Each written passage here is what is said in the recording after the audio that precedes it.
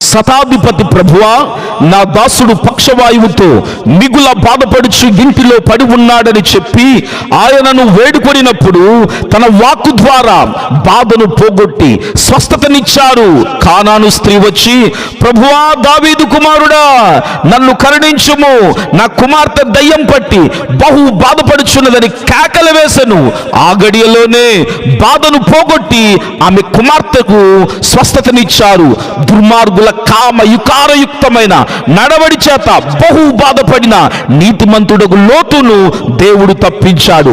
యోసేపును బాధ కలిగిన దేశంలోనే దేవుడు అభివృద్ధి పరిచాడు. ఇశ్రాయేలీయులు దేవునికి మొరపెట్టినప్పుడు బాధలన్నిట్లో నుండి ఆయన విమోచించెను. ప్రియమైన వారులారా, ఆయన వాక్యం నిన్ను బ్రతికిస్తుంది. నీ బాధల్లో అదే నీకు నెమ్మది కలిగిస్తుంది. నీ యావత్ బాధలో ఆయన బాధ నొందారు.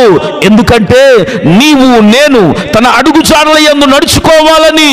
గనుక ప్రార్థన చెయ్యి, ఓర్పుగా ఉండు, వాక్యాన్ని చదువు, నీతిగా బ్రతుకు. నీ బాధ నివారణై నీకు నెమ్మది ఈ రోజు నుండే నిలిచి ఉంటుంది.